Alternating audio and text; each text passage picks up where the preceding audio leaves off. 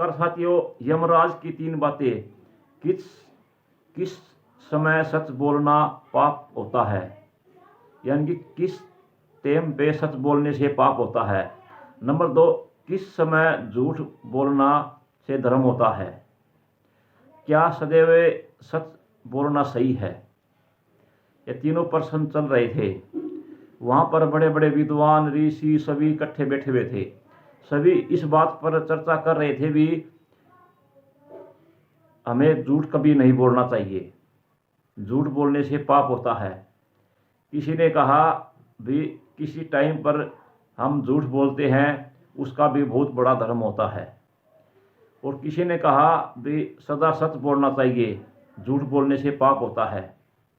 किसी ने क्या जवाब दिया, किसी ने क्या जवाब दिया, सभी में चर्चा चल रही थी। तभी वहाँ पर धर्म के धर्मदाता यमराज वहाँ पर पधार गए। यमराज ने से कहा, आप ही हमारा निर्णय कीजिए कि इनमें सबसे झूठ बोलने से पाप होता है या धर्म होता है कि आदमी को सदा सच बोलना चाहिए। यमराज ने कहा, मेरी बात सुनो।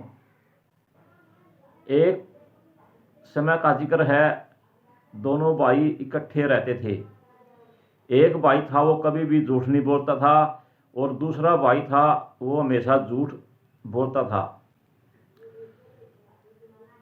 वो कभी भी सच नहीं बोलता था। वो कभी झूठ बोलता था और दूसरा आदमी कभी झूठ नहीं बोलता था। तो वहाँ से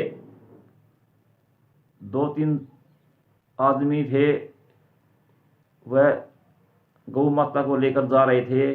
5-4 गौ माता उनके साथ में थी, और वह उन गौ माता को बहुत जोर से उसकी पिटाई कर रहे थे, और वो गौ माता बहुत दुखी थी।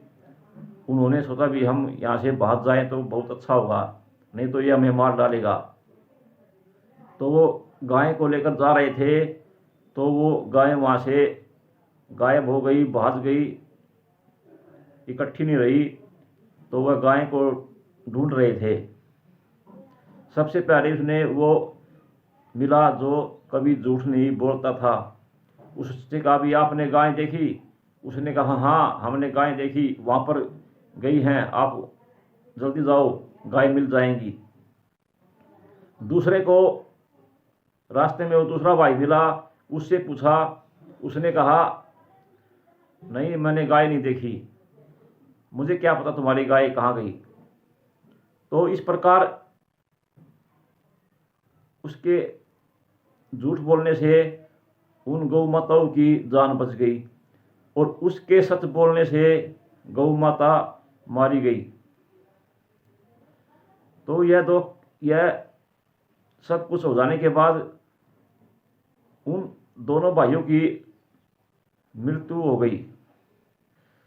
हो गई। तो स्वर्ग में जाने के बाद यमराज के पास उन्हें पेश किया गया। यमराज ने उस दूत को बुलाया गया। दूत ने उनको पकड़ रखा था। तो सबसे पहले उससे पूछा गया, कहने लगा, यह जो आदमी है इसने गौ माता मरवाई है, इसको नरक की ओर भेज दो। तो यमराज ने सोचा भी ये तो सच बोलता है, लेकिन उसके लिए ब्रह्मा को बुलाया गया। यमराज ने सोचा भी ब्रह्मा फैसला करेगा। ब्रह्मा ने कहा, यह आदमी बिल्कुल गलत है, इसने गौ माता की हत्या करवाई है, और उसका दूसरा भाई है वो ठीक है, उसने गौ माता की रक्षा करी है। तो एक तरफ तो सच की हार हुई और दूसरी तरफ झूठ की जीत हुई। तो यमराज ने कहा, नहीं यह आदमी कभी झूठ नहीं बोलता।